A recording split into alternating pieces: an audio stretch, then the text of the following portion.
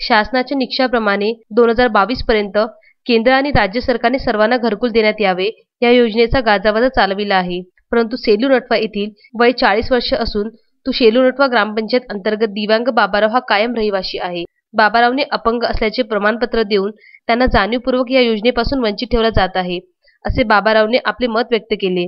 जी बाहेर गावावरून आता आले अशांना घरकुल दिले जाते, परंतु माझं जन्मभूमीच गाव असून मला घरकुल का नाही? मला राहायला घर नाही। कोरोनासारख्या महामारीत परिवाराची संपूर्ण जबाबदारी स्वतःवर असल्याने हक्काचे घर मिळावे म्हणून बाबारावने ग्रामपंचायतमध्ये राहण्याचा निर्णय घेतला असावा। 3 मुले, 1 मुलगी, पत्नी असा मोठा परिवार असल्याने तो पूर्ण खचून गेला। तेव्हा बाबाराव नांदगाव-खंडेश्वर पंचायत समितीमध्ये कित्येक वेळा जाऊन उंबरठे झिजविले, परंतु पंचायत समिती अधिकारी यांनी लक्ष देण्याची गरज नाही।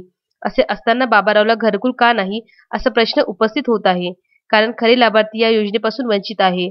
नांदगाव-खंडेश्वर तालुक्यातील सेलू-नटवा येथील बाबाराव मानकर जन्मताच अपंग असल्याने कसे करावे, कसे जगावे असे अनेक प्रश्न उपस्थित आहे।